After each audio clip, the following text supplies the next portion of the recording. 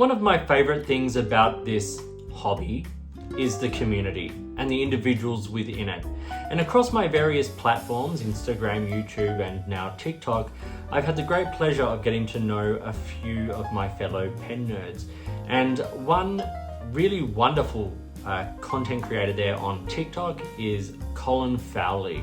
Colin makes amazing content about pens, his use of pens and everyday sort of use of them.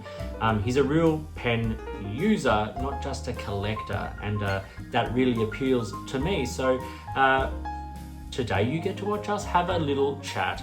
Colin is over in Canada, I'm in Australia, so it's middle of the night for me here. Yeah, we have a wonderful chat in this video about EDC pens, everyday writer pens, and sort of what sparks our interest in pens and how we use them. So please like and subscribe, hit the notifications button, and consider becoming a member of this channel, where for a small monthly fee, you'll get early access to my videos and things like priority comments. But right now, let's zoom over and see a chat between myself and Colin Fowlie, one of my favorite fountain pen TikTokers.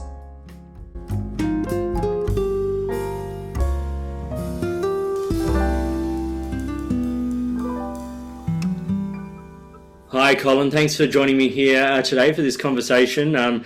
I've been a fan of yours on TikTok for ages. I love what you do over there. So just for my sort of YouTube audience, just give us a little brief introduction to, what you're up to. First of all, thanks for having me. My name's Colin. I've been into fountain pens and writing instruments and stuff like that since I was a kid. And professionally nowadays, I'm a musician, I'm a singer-songwriter and a music producer. And I've been using pens, like I've kind of been around since before the internet was a thing, and, have kind of evolved with it. But all throughout that, I've always used pens. I've always been someone that's like taking notes and whatnot. And a few years back, I decided, I needed a hobby because now I'm doing music professionally, which used to be my hobby. And so I started to explore fountain pens again. I had a small collection that I used for almost 20 years, the same 3 pens. And, I was actually in a dive bar, attending a show, taking notes at the bar. And it's the kind of bar that sometimes you have to wait in line to go to the washroom because there's somebody doing rails off the paper towel dispenser, that kind of thing. And there happened to be somebody else there that knew about fountain pens. And he's like, "What are you writing with?" Then I showed him. He's like, "You're insane for bringing that in here." And I hadn't even thought about it for so long. And I went on eBay and looked up what that pen was worth today. And it's like $1,000 collector's item. I'm like, oh, yeah, maybe I should see what there are for modern options that are less precious, because if I lost any of these pens now, I'd be devastated. And that was about like 2022, 2023. So I started exploring. And I've also been a fan of your content because I found you very quickly on YouTube when I was, researching, what I wanted to pick up to use in my everyday life. Yeah. So it's a thrill for me to be here as well. Oh, I've been so looking forward to having this chat. Likewise, yeah. Like, it's funny because, we're both in the music industries, slightly different music industries. Absolutely, yeah. But like using pens is part of the everyday life of that. And I think it's funny talking about, using that pen at the bar and not realizing sort of what it was worth. I think I do that, even knowing what my pens are worth, I kind of sometimes second guess myself, should I really have that pen at this rehearsal, or whatever. But I think that also ties in really well with what we're actually going to chat about today, with the idea of everyday carry pens and everyday writing pens and what those things mean to us and what, what options we actually enjoy using for that.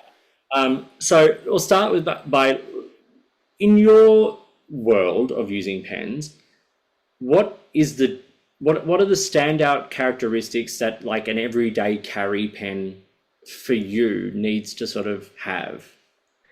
Well, obviously I want it to be kind of easy to operate. where, you know, if it's a slip cap or even if it's like a twist cap, I don't want it to be too friggy.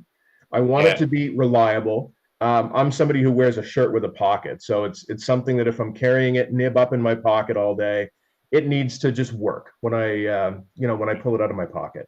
And I want I'm not somebody who goes out for like a variety of different colors and patterns and precious resins. For me, it's like so much of it is about the nib on paper, that tactile experience. Because I think that that's a huge part of it for me is, you know, how it feels in the hand. Whether it has weight to it or whether it's lightweight. I want it to just kind of melt into my hand, so I sort of forget it's there. And I want there to be, you know, that pleasing sensation of nib on paper, a little bit of bounce. I like it to lay down a fair amount of ink. And, Yeah. you know, the reason that I enjoy using these things so much is that, you know, taking notes, like charting out a song or something, I don't particularly enjoy doing that, right? But it's Yeah. something that I have to do every day. Of course. However, if I do that with a fountain pen, it's like, this is fun now, right? And Yeah. it just takes things that I don't necessarily enjoy doing, makes me enjoy them more. And, Yeah. you know, when it comes to like the everyday writers that we'll talk about later, I want to sit down and write in my journal every night. I Yeah. don't feel like the day is complete until I sit down with my favorite pen and notebook and just spend a bit of time. And that's a great, a bit of peace and quiet where I'm disconnected from the internet. I can listen to some music. I can just kind of shut out the noise of the world, and it's meditative. And so, you know, they're productivity hacks. They help with my mental health. There's just so many benefits for me to, you know, embracing handwriting. I kind of, so like obviously, for me, one of the things I'm always thinking about is how is this pen going to operate in rehearsal? I have a pocket Yep. notebook, director's notes, or whatever the situation is. Can I take it out and just, is it going to be there? Is it going to write? As you said, like in a shirt pocket, like on this channel, I often wear just like a black V-neck t-shirt or Yep. something. In everyday life, I'm generally wearing a button-up shirt with a pocket Hmm. because I want to have that pen on hand. Yep. And reliability, as you said, of being able to just like know it's going to be there. And Hmm. also, I've like you have as well, like toured quite a lot. And Hmm. so, sometimes these opera tours, I'm on the road for 3, 4 months at a time. Hmm. And I'm not taking a Mont Blanc 149 to Australia. Like, I want to take, a pen that, and for a couple of years, the pen I used was the Esterbrook Camden fountain Okay. pen, modern one. It's a metal bodied pen, and it was great because it was super robust, Hmm. standard, all that kind of stuff, and just wrote every time. And so I ended up touring with that for a couple of years because it was just so reliable. Yep. And that, for me, as you said, it's a nib on page, it's a tactile, it's what the ink brings out of us and all those Hmm. kinds of things as well. But first and foremost, if it doesn't write, It's useless. what's Like I don't have a collector's mindset where I have a bunch of things to collect them and to look at them, and you know, I get things and I use them. I use them extensively. So they have to work, right? absolutely? You know, I I've gotten fairly proficient at tuning nibs to, you know, on my fountain pens and stuff. I think that that's, you know, if you use the same pen for 20 years, it doesn't always, you're going to snag it on the pen. Like stuff's going to happen. You're going to need to adjust it. Like there's wear and tear on these things. And, but the one thing that all of my pens have in common, whether it was right out of the box or after I've, you know, spent some time tinkering with them, is that they all write fantastically from, you yeah, know, $5 pens to, you know, $1,000 pens. I have them all working exactly the way I want them to. and I found more recently that if a pen, if like likewise, I'm tuning nibs, I'm doing all the stuff, but there are some pens that are just beyond that, and they just don't stay in my collection, or they're not right for me. Or Yep. Yep. example was recently the Jinhao 10, which is Mm-hmm. that retractable version, the pilot Yep. capless dupe. Um, that cost like $20 Australian versus the 300 of the pilot, but it didn't write. That doesn't make it great value. It dried Yep. out all that. That's still a bad pen at $20 versus Yep. the really great $300 pen, Hmm. like I know what I'm going to pick up every day. It's not going to be the one that I have to spend 5 minutes getting writing smoothly and No, wetting the nib. No, it's just not going to absolutely. happen. Yeah. And so how does an everyday carry pen for you? You mentioned briefly about everyday writer. Like Mhm. how does in your estimation from an everyday carry pen? Well, so my everyday carry pen has to fit in a shirt pocket. So they tend to be smaller profile pens. So That's for me, that's the big thing. I've always been a fan of smaller form pens that, you post them to a full size writing instrument. And so those are the ones that I tend to carry around with me. If I don't have a shirt pocket, I want one that I can throw in the pocket of my jeans, and yeah, it's going to come into contact with my keys or whatever, and I yeah. don't worry about it. But when it comes to everyday writers, like the desk pens, those tend to be larger. I'm not worried about them fitting in a shirt pocket. And are you likely to take those to a bar? Not anymore. No. It is an interesting thing of this how these tools for us become everyday tools Hmm. regardless of the price, because even some of the pocket pens, everyday carry pens I carry, like for some people that is way more than they would be comfortable spending on any pen, Yeah, absolutely. and that's totally understandable. We do have a slightly skewed perception of the value or cost of pens in Hmm. this hobby. Absolutely. But it's the same way that, I could go to my local music shop and buy a student guitar for $120, or I Hmm. could spend, a couple of grand on something. And once you've used that guitar that costs a few $1,000s, you'd kind of, that's what you Get kind it. of need, right? Like, and I think it's kind of the same with pens, like I see those people with like Namiki Emperors and things like that. And while I would never have one in my collection because it just doesn't fit my aesthetic or my needs, like the idea of it's still pretty attractive. Oh, absolutely, absolutely. And I mean, I have, a collection of guitars back there, and some people don't understand a $5,000 acoustic guitar. But when you've actually played a $5,000 acoustic guitar that's handmade and plays beautifully and resonates, like it's like the difference between knocking out a few chords in the beat up piano in the Yeah, basement of the church or the rehearsal hall versus if you've ever had the opportunity to sit down and just play a big wide chord on a Steinway, yeah. it's it just resonates throughout your entire body. And that's how like a great guitar is, that's how a great writing instrument is. And if you don't care about handwriting and you're not a creative person and that's not a tool that you use every day, then yeah, you're not going to get it, you're not going to care. But Absolutely. you know Speaking of Steinways, I did a gig on the weekend at the Sydney Opera House, yeah, and which amazing. which wild. And I walked into my dressing room, and there was a Steinway Grand in my dressing room. And I was like, finally, a piano worthy of my fingers. Like fantastic. Because how often do you get to actually play an actual Steinway? And I had it all to myself, and it was amazing. That is Uh, awesome. so, okay, let's start talking about some pens, because Sure. you and I put a couple of pens aside here to have a chat about. So we've got a couple of everyday carry pens, or pens that we Yep. consider to be our everyday carry, and then a couple that are our everyday writers. Yes. But I think the ones I've chosen because they're either ones I keep coming back to, Mhm. or I think they're just great examples of these things. So do you want to start with one of your everyday carry pens? Let's do it. So this is going to come as no surprise to you because on your TikToks talking about everyday carry, I keep coming back with this one's in my pocket today because it is in my pocket almost Yeah, every day, and that is the Pilot E95S. And yeah, I picked this up. I've had this for about a year now, and I was in a beautiful little town. It's called a city in these parts, but it's really a town called Charlottetown, Prince Edward Island, on vacation with my family. We went into this beautiful stationery store. They have a lovely selection of fountain pens as well, and this was on sale.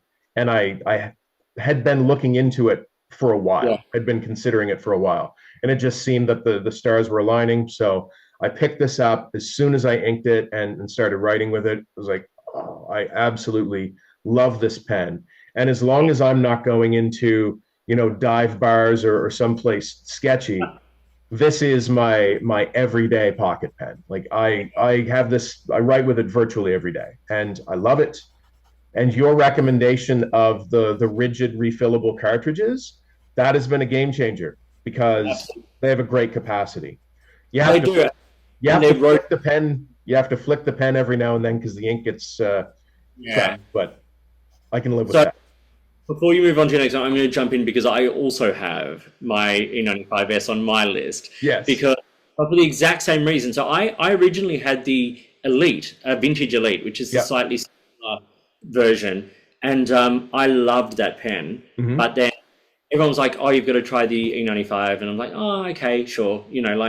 And then it was the moment I picked it up and felt the weight and the like because it's lightweight, but Yep. the balance is still perfect and it sits so nice in the hand. I didn't even have to write with it, and I bought it. Yeah. Like it's just such a classy pen. It's robust. It's like it feels good, right? Yeah. Like It's one of those things where people will equate weight with quality, and this yeah, is a pen that kind of breaks that paradigm because it's not heavy at all, but yeah. it feels like a quality writing instrument. It has like a softness to it. The way that it balances in your hand, it's like it just disappears into your hand, and it's not in your way, right? It's enabling you to write whatever it is you have to write. And what do you have yours inked with? I have it inked with Noodler's L. Lawrence, Ah, which yeah, for me it's just one of the. It's not an exciting color. It looks like dirty used motor oil. It's like a khaki black, but it is extremely waterproof. yeah, And so I have a fixation on water resistant archival inks because I tend to spill club soda on notes. I have dropped notebooks full of lyrics in mud puddles and lost work. So every pen I have that I use on the regular has at least like a partially water resistant ink. And L. Lawrence is, unless you sit there and rub it when it's wet, like it's completely yeah, waterproof. It is light fast, and it writes on anything. So yeah. it's a very well behaved ink. It doesn't feather and bleed. If you need to take notes on a napkin, it's still totally legible. So Yeah. that's kind of why my everyday carry has that ink in it. I address envelopes, I sign documents, whatever, Right. and it'll work on any kind of paper. And yeah, that's what I roll with. A lot of my writing, if I lose it, I'm okay with that because, like, Yeah, even my journals recently, I every now and again I go through and just like destroy them because I'm yeah, writing the moment of writing, not for posterity, not for sure. you know, not for my daughter to read in 20 years' time. Mhm, And so I have Yamabudo, mhm. Carlo Roche's Yamabudo in this, which I love because it is just so wet. Yeah, And so when I am writing on my rehearsal notes and things like that, there's that enjoyment factor of it as well. yeah. And also out. So if I have to memorize anything, writing in the color, I find really, really, really useful. So yeah, I think it's such a great pen. Such a great pen. It is. Yep. So what's next for you on your everyday carry? So next, if I'm not wearing a shirt, the one that goes in my pants pocket is the pen that you actually helped me identify, which Oh is yeah, the Scrivair from Transea, I think is how you pronounce it. that's how And I would. this is just it's a stainless steel pen. It is solid. It's already marked up. It was marked up when I bought it. I got this used at is it Choosing Keeping in London, Okay. and I was on vacation with my wife and did a little bit of a tiny amount of stationery shopping. We had other stuff on the agenda, but I got myself a memento, and this is one that screws off, screws back on to the back end. It's still a fairly short pen, but it's got a bit of weight to it, and it has this full size Schmidt nib. And in the world of steel nibs, I've found that I'm quite a fan of Schmidt nibs. I find they have a bit of bounce. They're a little bit more lively than your stock Yovo that you get on a Twisby pen and whatnot. And yeah, I've been into them. So just the way that this one fits in my pocket and feels in the hand, and it's a great writer, and I love it. Yeah, like it's such a great find because they're not common pens. No, So they yeah, didn't know what it was in the shop. They're like, we think it's a sailor. I'm like, it's definitely not a sailor. And they're like, well, whatever. We'll sell it to you for this. I'm like, deal. Throw in a converter. We have a deal. And so it was kind of cool not knowing what it was. And obviously, when a pen is like tied to a positive memory, it's just, yeah, I love it. Works great. and what's last on your list of these Uh, ones? Last on my list for EDC, I got to give at least one shout out to Hongdian here because the Yeah, M2, it has, what do you call it? Like the anodized aluminum or whatever. I don't love the coating on the section. So I actually, because it's a $25 pen, I actually took sandpaper and reliced my pen to my liking so that it feels perfect in my hand. But Hongdian, especially their metal body cartridge converters are solid. Their yeah, nibs are fantastic. They punch way above their weight. This one in army green, black nib, platinum carbon black, and perfect. these pens are tremendous. I would Yeah, not recommend any of the Hongdi and the inexpensive piston fillers. I think that the piston filling mechanism is a bit of a novelty. They've cut too many corners on keeping the cost down, and the end caps strip off easily. It's like soft plastic on metal, and I've had problems with two of the three that I've had put my hands on. But the M2, and I'll give an honorable mention. I'm not going to include it in my everyday writers, but also they're like their Black Forest or 1861 Pro. Like these that's two pens. What's that? It's a lacquered brass. Yeah. So anyway, for as far as beginner like value pens, they want to explore the hobby. You can get a pretty luxurious writing experience for about $20 to $30, which is great. And this pen hangs with much more expensive pens. like those Hongdian pens and some of the other sort of lower end, like Chinese, sort of pens make such great everyday carry, not only because they're affordable, but because they like that the Forest one, they're so well built Yeah, and yeah. like super robust. Like talking about brass, I'll talk about sort of mine, but like I do have the brass Kaweco Sport in Mhm, my list. If I'm going to use a sport, most of the time I reach for this brass one mhm. because once again, it's that weight, it's that robust feeling, and with that brass, you get this like that weight in your pocket, which is kind of reassuring.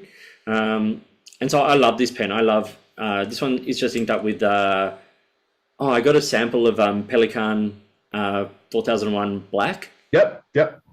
Um, it's such a dry ink, which Yeah. go well with this for everyday writing because with this pen, this is one I take when I sometimes work at a stationery shop here in Mm. Sydney, and we can't always write on fountain pen friendly paper because we're writing on order slips and those kinds of things. Having a dry ink in a fine nib just is such a advantage in that sense, which also goes with my honorable mention. I'll come back to my third one, but my honorable mention is the Pilot Custom, the original Custom from like the 1970s from Okay. Pilot. Yeah. It has an extra fine nib on it, Hmm. and inked with standard Pilot Black. The dryness of the nib is actually an advantage in this case because, yeah, like when you're writing on bad paper or a napkin or whatever, you don't want Yamabudo, which will just like Yeah. go everywhere. And then my last EDC is one I've had inked up for like, gosh, well over a year now, and it's the Wingback fountain pen, which is a little stainless steel pen. Once again, that same sort of post on the end form, and this one, this is for me. This is when I talk about like a everyday carry pen and having a skewed perception on price and value. This one's like over 300 Australian dollars, Hmm. but I've never had a pen that is so reliable.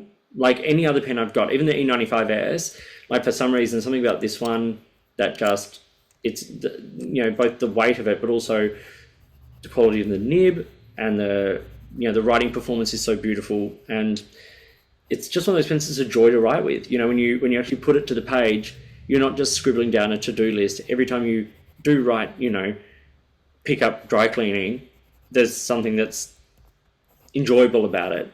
So yeah, I love this pen. So another metal pocket pen. Like it didn't come with the clip. Without the clip, let's take this one off. It's really hard to carry because it is so small, but with the little Kaweco Lilliput clip on it, like it just makes such a huge difference. So that's what I would carry. As for me, it's about having pens that, as well as being a functional tool, spark some sort of enjoyment, and having Diamine Oxford Blue in this one, such a amazing ink. It just makes me happy and it looks great. So you want to have a pen set that inspires you, so that if you go and pick up your dry cleaning without putting it on your to-do list, when you get back with the dry cleaning, you pick it up, write it in your book, pick up dry cleaning, check. that little dopamine hit. It's just like, not only do you get to write with an IDEX ink, but you get to tick something off your list. I was actually using a to-do app on my phone the other day, and every time I hit the button, I had the sound on. I rarely have the sound on my phone. It's always on silent. Had the sound on. Every time I hit the little button, it went ding. It's like, oh. That's I did something. Like it's a good feeling. Okay, let's now talk about everyday writers, because this for me is almost the reason why I use fountain pens. Everyday carry stuff, all that wonderful. That's what I use. But everyday writers for me is like, this is why I got back into fountain pens, was for journaling and for writing longer form stuff and letters and writing out lyrics for the shows I've got to memorize, all those kinds of things. And I have specific needs for a pen like that.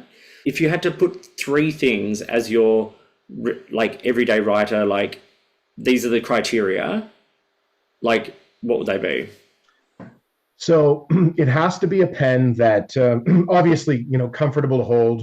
I don't want something too large and weighty, but I want it to be, a substantial writer. I'm somebody who likes a bit of softness to the nib, where, I feel like I'm kind of writing on a cushy suspension-ish for longer writing sessions.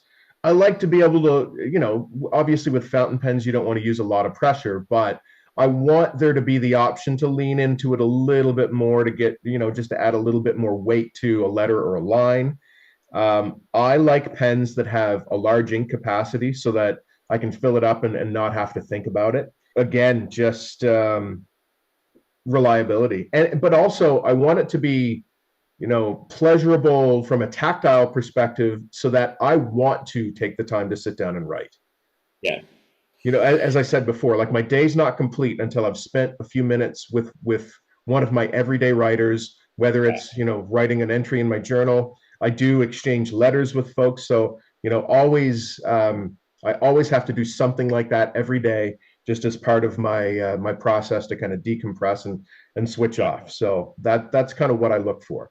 Again, not into a range of colors, just I like a wet nib that has some softness to it. I like a high ink capacity. And the pen also has to be easy to service and maintain, because I'm going to use the same one for, potentially the rest of my life.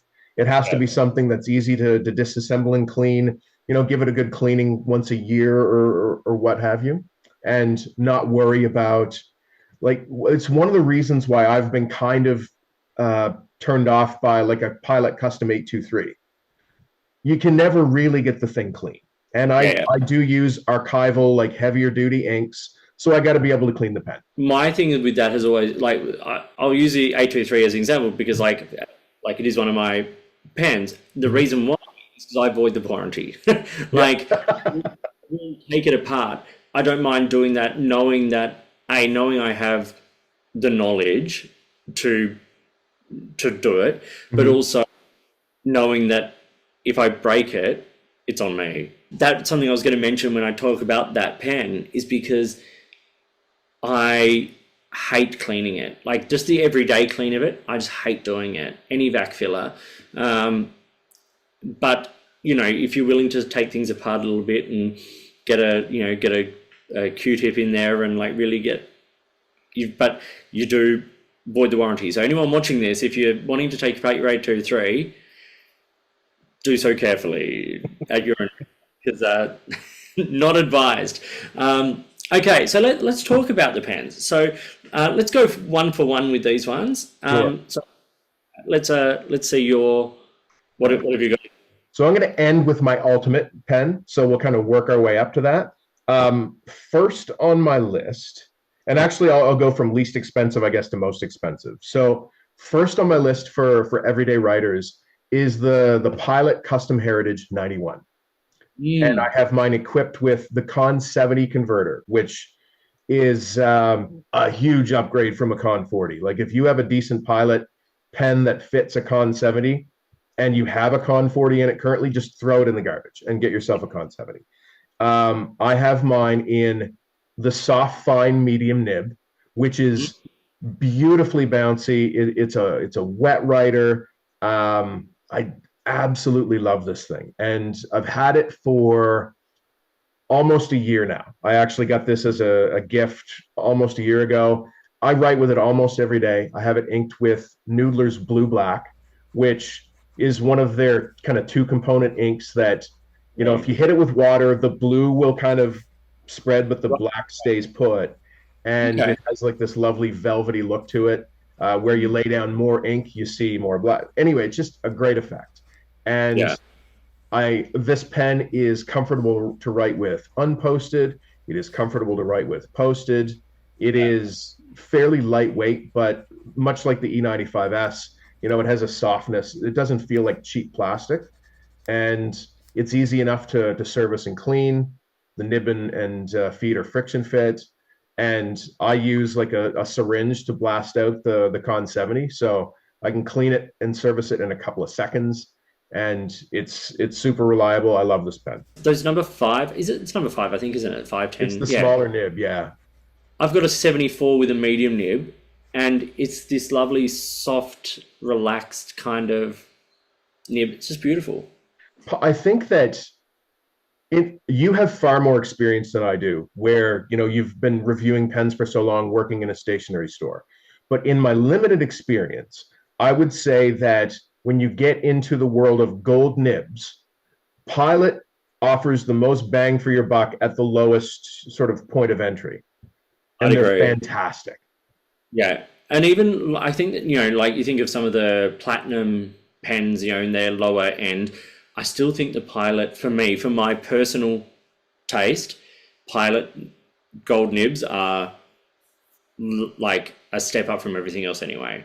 Even over Sailor. And I know I'll cop some flack for saying, and I always do, whenever I talk about Sailor nibs being feedbacky, they are. Whereas Pilot are beautiful and smooth. So, well, if they all wrote exactly the same, then, but everyone has their own personal preferences. Some folks want more tooth to the nib, and, you know, may lean more towards Sailor. And I really like sort of that buttery smooth feel, sometimes almost too much, right? Or too smooth, right? On papers. Like on Maraman paper, it'll glide to the point where it won't lay ink down. Like, you know, just sort of skates across. So yeah, like I write on Midori paper quite a lot, which has that slight tooth to the paper. A Pilot nib on Midori for me is like absolutely perfect. What I have found is that Pilot nibs, the very smooth Pilot nibs, do not tend to pair as well with pigment inks for exactly the reason that you said. Like any presence of hand oils or the paper's too smooth, the pen will kind of misfire a little bit.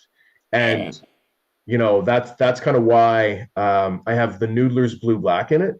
The Noodler's inks behave more like dye-based inks, and some of their inks are a total miss, right? Like you kind of have to experiment a bit. They're hit or miss, but when you find the hits, they behave like a nice, wet, normal dye-based ink, but they have permanence. Whereas other types of permanent inks, there's always sort of a compromise to them. And I just don't find that with like the Noodler's Blue Black and the L. Lawrence. They work in every pen I put them in. Pilot nibs on smooth paper, they still perform, right? So I found the same in terms of the Noodlers. I found the same with Lexington Grey. mm-hmm. Like it just works so well across any pen I put it in. Yet it's got that permanence to it. I think it's a great, like, you know, it's, and I think it's a chemical thing that makes them permanent as opposed to being like pigmented with. It's a chemical reaction that binds to the cellulose in the paper. So on certain coated papers, they're not quite as permanent. But honestly, I've put them down on Tomoe River and blasted them with water, and they stay put. So it's a great, so my first everyday writer is one that this is one I could swap out with any number of pens in my collection, but at the moment I'm just absolutely loving it. And it's the Marjon P140, I think it is, which is, it's a big pen. It's a piston pen. It's like one of their rip-offs of the Mont Blanc kind of 149 kind of basically. But I swapped out the nib for, it came with one of those Sun nibs that they're quite well known for, number 8 size nib, but I swapped it for a Panda nib that they make. It's got a picture on it, which is just a little bit cute, but also there's a softness to this, the way it writes, as you're saying, like it just gives a little bit and allows for like a really wonderful saturation of ink on the page. And because of the size of this pen, like it's not a small pen, it's always comfortable. And I find that writing a few pages, 10 pages, whatever it is, you know, with this pen and with a good ink capacity like this, it's a joy. Like, you know, like, and I've got this inked with Anderillium Moray Eel Green, which I don't know if you're familiar with the ink itself. I've seen it. I haven't used it. Yeah. The color is just, actually a friend of mine saw it on paper the other day after having seen it in my videos and was like, the video does not do it justice at all. I'm like, I know, but like, it's just such a wonderful, wonderful color. I need to get more of the Anderillium inks. Like they're pretty amazing, but in this pen with that nib, it's, you know, one of those pens that like for writing out lyrics, I said, like I memorize lyrics by writing them out on repeat. And if it's in a color, my brain seems to remember them better than if it's in blue or black. So I do it in greens, I write in oranges, purples, things like that. And that image of the text is sort of gets burned into my brain. And so, like it's such a great pen for that because, huge ink capacity and all that kind of stuff. So that's my first everyday writer that is in my current sort of setup. What's next for you? Next for me is obviously it's one that's commonly talked about, but it's the tried and true Lamy 2000. Yeah. And I like to have one snap cap laying around anyway. And it's satisfying to sit there while you're thinking and just kind of stim with the cap of the pen. Although don't do it nib down. If you repeatedly click it with the nib down, it will shoot ink into the barrel. So while you're sitting there playing with your pen, nib up. I have this one in an extra fine. It is inked with Sailor Soboku. They're sort of duskier blue-black, which is another. The Sailor pigment inks are, I find, a step above among the ones that I've tried. They have great characteristics, lovely shading, some sheen to them. I love looking at them after I've written a page. And so Lamy 2000 in an extra fine. As far as extra fines go, it's more like a fine. It's very juicy, but I love writing with this thing. It's always inked, and sometimes it even kind of leans into my EDC category. So I do have one of these leather notebook covers, and I will, slide the Lamy 2000 in there and throw it in a satchel and take it out with me. Sometimes. It's such a great pen for that purpose because it's more robust than people give it credit for. Mm-hmm. But it's also just such a beautiful reliable writer. How do you find the pigment inks clean out of the 2000? If you no issue? I've had no issue with them. I don't have issues with those Sailor inks in general.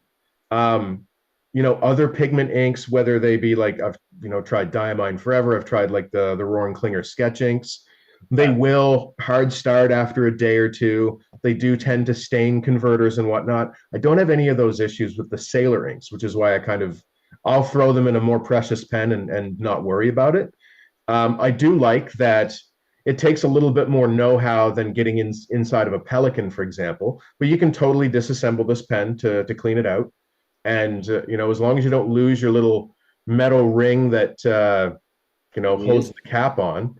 But yeah, it's easily serviceable. I've had no problems. And this has been continuously inked with Soboku or Seiboku for a year now, I think. And I've had no issues. It still flows great, reliable every time I pick it up. So I need to try more of those Sailor pigmented inks. Sailor inks in general are fantastic. But yeah, I think those ones, I should give them a bit more of a go, I think. Like, I always just lean straight to Platinum Carbon Black for a permanent black.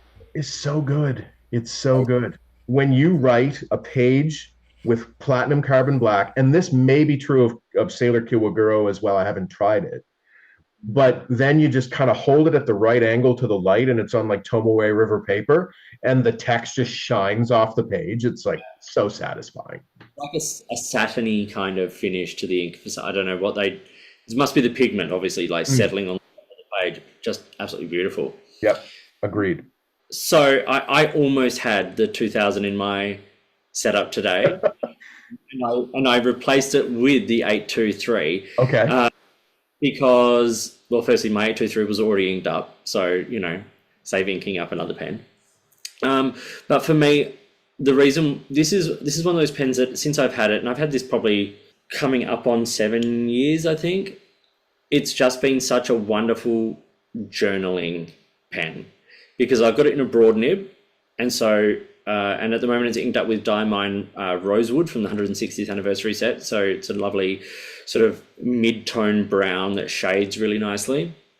And in the journals, I use Life Stationery journals for my actual like journal, and so that paper's sort of slightly off-white. And so the brown on that looks really awesome.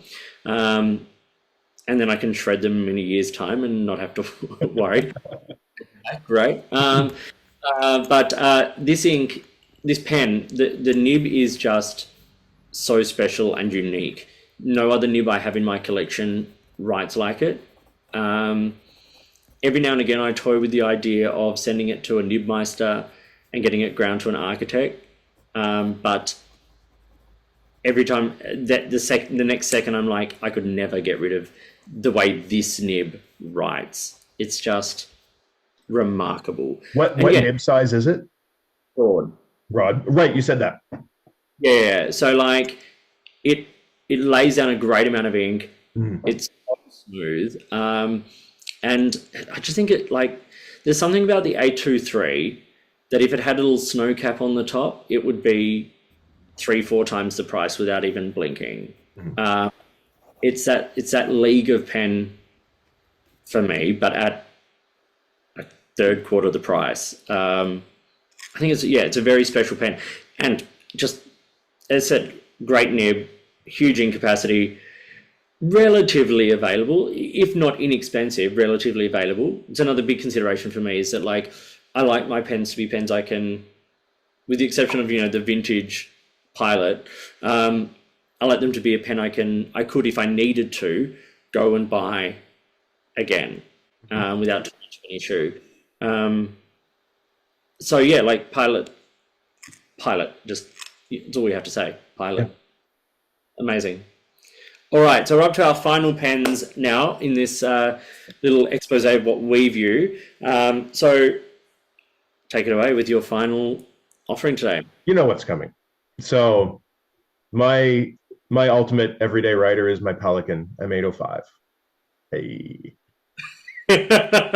And so I have a fairly long history with Pelikan pens. I actually regret not buying an 800 back when I first started purchasing them for myself in like 2001 because they were way more affordable. But I got into a groove. My first fountain pen I bought for myself with adult money was a Pelican 150, which was my pocket beater pen for forever.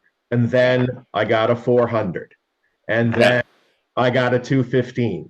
And these pens I used from, I guess the 215 came out in 2005.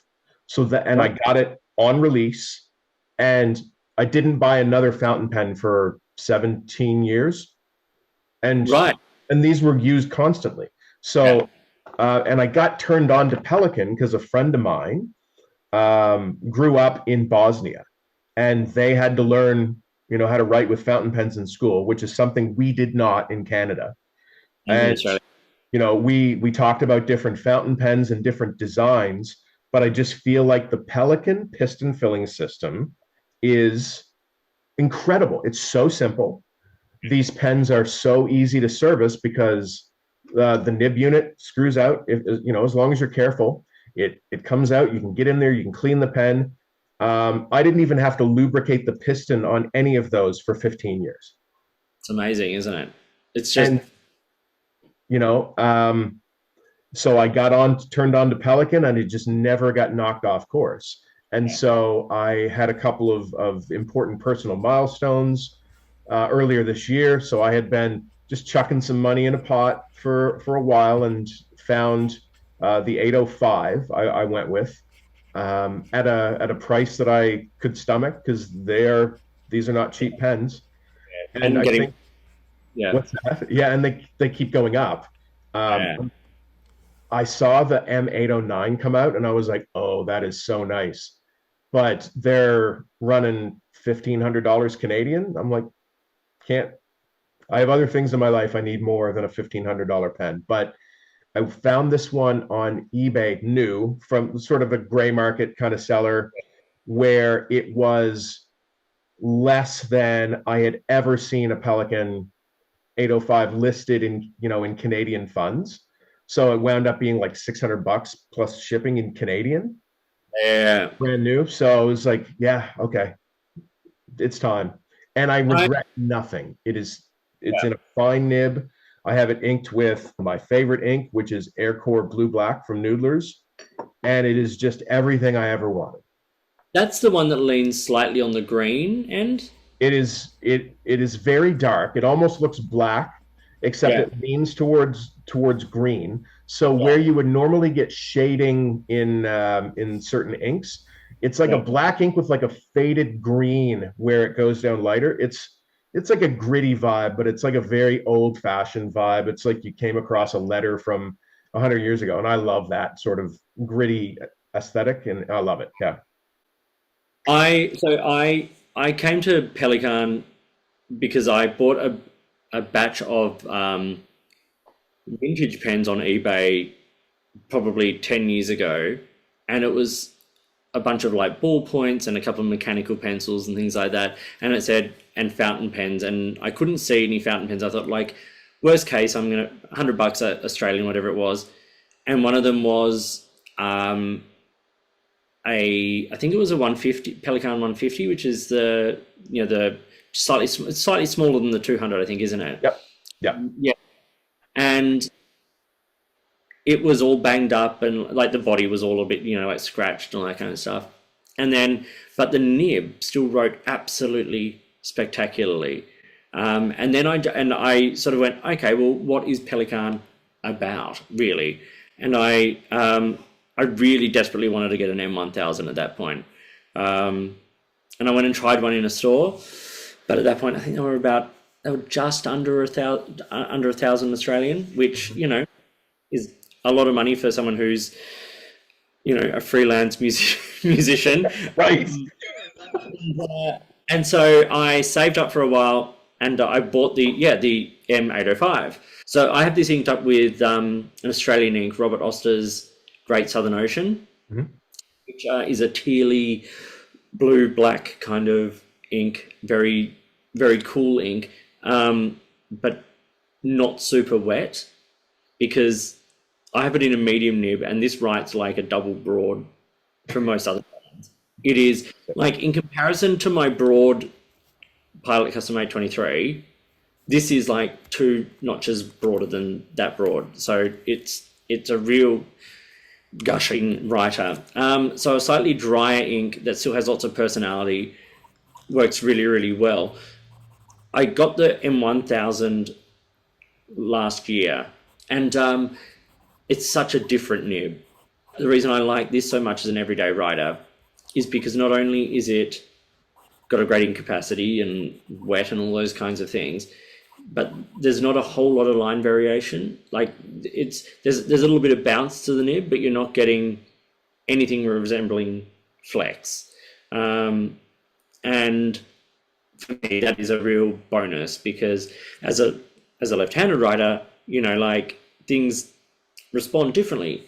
And yeah, I think it's just that for me, the size of it, the enjoyment of writing, that wetness, the experience of it, yeah, it's all kind of awesome. So I don't own a 1000. I have had the chance to like hold one and try one, and I want one eventually. But you know, where I was talking about having more of a user's mindset than a collector's mindset, that's a big pen, right? Yeah, it is. And so I don't feel like it would be an everyday writer, because it is more of a large statement piece.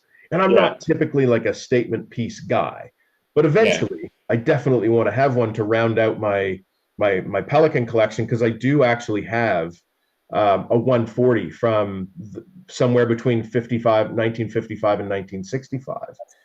And it's a pocket pen size. But this is not an EDC pen. This doesn't leave the house. But it's the thing that I will say is that even at 70 years old or whatever it is, the piston mechanism still works like brand new. And the nib unit is actually interchangeable with the 200 and 400. And they're built to last.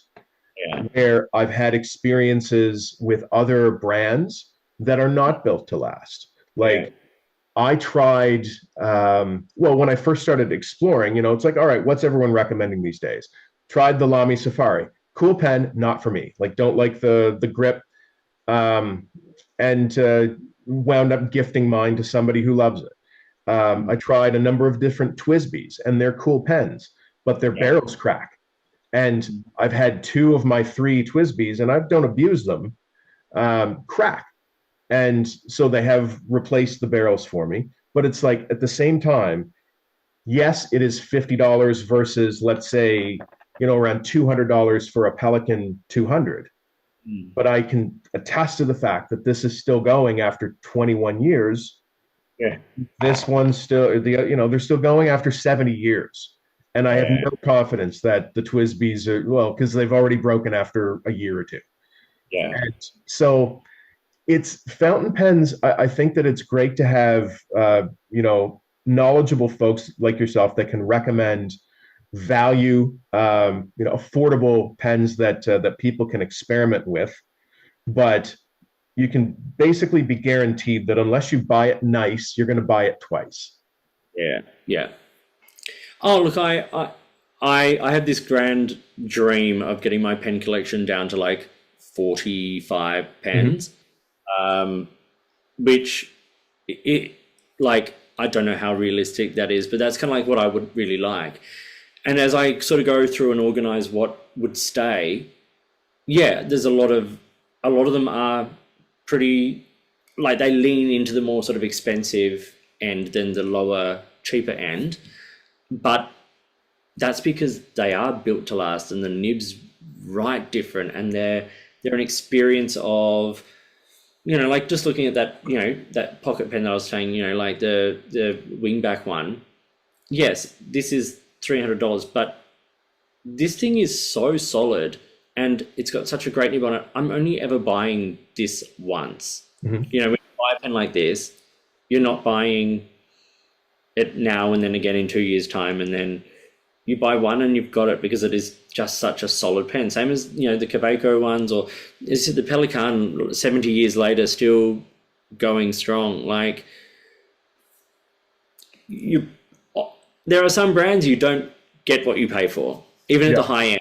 There are some brands, and there's one that I always sort of like have a joke about with my, you know, work colleagues, you know, that you know, you're buying a particular design element of the pen for status symbol, as opposed to buying a pen that is, you know, of that value.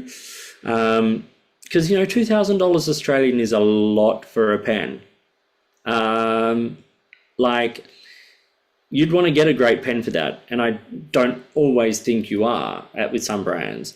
But then you can spend $600 for a Pilot or $900 for a Pelican, and you've got a pen that is just a joy.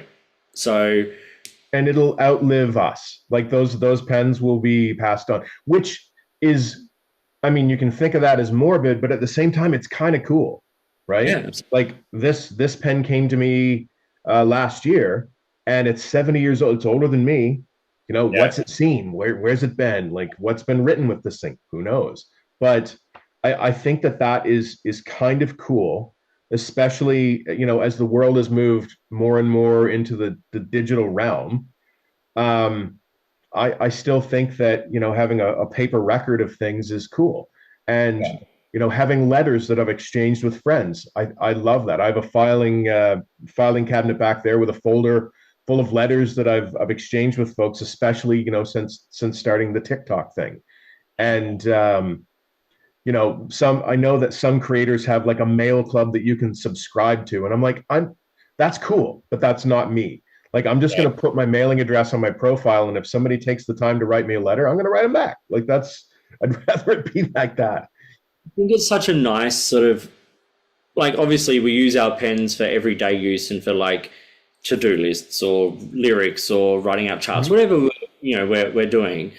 But then actually sitting down and writing a letter, I bet that when you go to write those letters, you're not just picking the first pen up that like is next to you. You go, you're putting some thought into it. You're thinking about, you know, like it becomes part of a process in a way that writing letters 80, 100 years ago was a very different thing. Like, that was primary communication, right?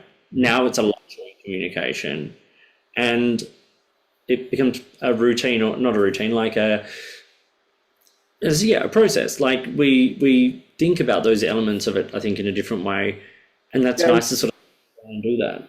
And that's like, when I'm writing a letter, that's when I'll grab, like, yes, I write a lot of letters with my Pelican M805, obviously, but that's where I'll pick up like the vintage 140, which has sort of the extra fine semi-flex nib, so you get sort of that old school line variation.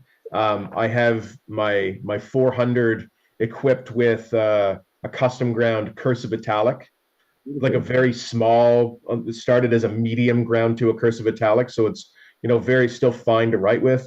I'll use that. You know, I'll pick like an expressive pen to write a letter, and you know, listen to some music and light a candle and whatnot. And it's part of a process.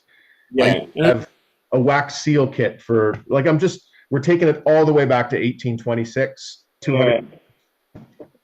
I don't talk about this on my channel that much, but like, I write novels for fun, and I self-publish them through a particular massive online retailer under another name.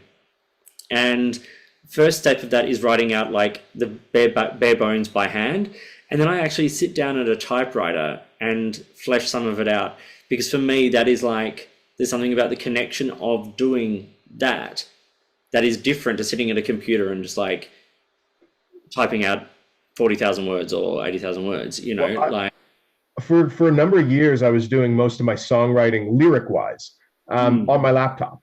And, you know, in the last couple of years, I've gotten away from that, where it's all longhand in notebooks. And sometimes the first time the lyrics get typed out is when I'm submitting them to, you know, DistroKid or Bandcamp or whatever. And I'm typing them out of a notebook and doing all my revisions. And just and I don't have an old school typewriter, but that would be pretty cool as well. And it's just Totally impractical. It is the completely. most practical thing on the planet, but there's something about the connection that's different. Yeah. It's like, fountain pens are like the vinyl records of writing implements. Like, I like them for the expense and the inconvenience. Thank you very much. And same as a typewriter. One story that just came back to my mind that I want to share with you before we go, because I know that you spend a great deal of your career in the theater, and you mentioned Phantom of the Opera and whatnot. Like, I'm a singer songwriter, like alt country. I write country music for people that are not close minded, shall we say. We'll keep it real. Um, and but a good friend of mine that I used to make music with in the 90s, we were in a couple of performing groups together. He went on to have a career. I think he actually started in New Zealand, went to Toronto, and then it wound up with a career on Broadway. And he got his break on Broadway in the show Rock of Ages. Right. And Yeah. Great. right, and then he went on actually to be in the cast of Come From Away for years, for that entire run. And so they put on Come From Away last year. My sister was in it. She was the pilot. Oh, I love that show. But It is an amazing show. it is. And I'm not there are certain musicals that I love, but I'm not a big musical theater guy normally. I want to go to a dive bar and see a country singer sing like stuff he wrote himself. Yeah. The words coming out of his mouth matter more than his jawline. But anyway, he moved back from New York to our hometown of Fredericton, New Brunswick, and his partner, she was also on Broadway as a casting director. They decided to start a professional, like legit pro musical theater company here, and Wow. bring that experience to our town. And their debut musical was Rock of Ages. Wow. And they reached out to me to say, we would like you to audition. When's the last time you did musical theater? I'm like, 1995, the year I graduated high school. And they're like, well, we're doing a show and we're putting on Rock of Ages, and we're going to definitely have a lot of theater people in it, but we want a couple of like real band guys. Yeah. And so I don't have the vocal range to do like the Stacey Jacks thing, but they're like, we want you to play the role of Dennis Dupree, who owns the bar, who that is like the centerpiece of the whole show. And I'm like, cool, I can do that. And so I auditioned, I got the part. We wound up doing like, 2 sold out runs of the show. It was amazing. Awesome. I would do more of that in the future, but it was definitely a departure for me. But I loved it. And it was an incredible experience. There is a scene in the Act 1 finale where Dennis walks out onto stage while singing a line and has to, basically pantomime signing a contract. Right. Yeah. And what I did, because the guy that plays Hertz, who's he's my nemesis, right? The guy in our show, he's from the Netherlands, and we had this great time nerding out about fountain pens because he's a sketch artist and I'm a lyricist. So we'd be in the dressing room like talking about pens and stuff. So every night I walked out on stage, I signed that contract with a different fountain pen, and it was an inside joke between him and I, and nobody else had any idea. But it was fun. That's awesome. There's a, that's part of the joy of this hobby, isn't it? Just like nerding out. And actually, there's another reason why I wanted to have this chat with you, is because like, I know we do align quite a lot. Obviously, like a couple of our pens are the same and a couple of similar. Like we, just nerding out about this stuff is kind of fun. And in the end, you could write with a 30-cent Bic pen and you same words on the page, but I think we'd lose a certain amount of the joy or the expression of that, and that's what this beautiful hobby does as well. It allows us that sort of creativity, even if it's in our own little environment. No one else has to see it, no one else has to read it, but it's for us. And exactly. Awesome. Yeah, I think that's a misconception that the only thing I want to influence people to do is to take more time away from the digital world for themselves to enjoy their time. Yeah. And I don't want people to spend money they can't afford to spend. I don't want folks to be intimidated by some of like these beautiful journal layouts you see online. Like, you don't have to do that. Like, No. you can buy a $2 notebook and I probably have one of the icons of pendom right here, the Bic Crystal. And Yeah. you can write down as many dad jokes as you can think up, like whatever it is. It doesn't need to be expensive. Just investing some of your own time back into yourself, into your own enjoyment. That's the important thing. And yes, it can definitely snowball, but if you find one great pen that you love and a notebook that you dig, that's all you need. And it can bring you like just so much joy. Yeah, totally agree. Well, thank you so much for coming on the panel today. It's been an absolute joy talking to you. Dare I say, well, I hope you will say the same, that we should do this again sometime. We should. We've basically recorded accidentally a podcast episode, so Much, absolutely, yeah. So stay tuned, I think, for future installments of Mick and Colin Talk Pens, or I listen. I've been a fan for a long time, and I'm really glad we took the time to do this. Yeah, too. So thank you so much, and I'll talk to you again soon. Cheers, my friend. See you later. So that was Colin Fowlie, a real pen user, and obviously we have some, very similar opinions on things, and that was one of the reasons why I really wanted to have a chat with him today. So thank you for watching. I hope you found it interesting and useful. Please like and subscribe, hit the notifications button, and all that good stuff. Stay tuned for more content like this. I know Colin and I want to have another similar chat like this, and there are some other creators as well out there who I'm keen to make some content with. But in the meantime, enjoy your pens, enjoy writing, and I'll talk to you soon.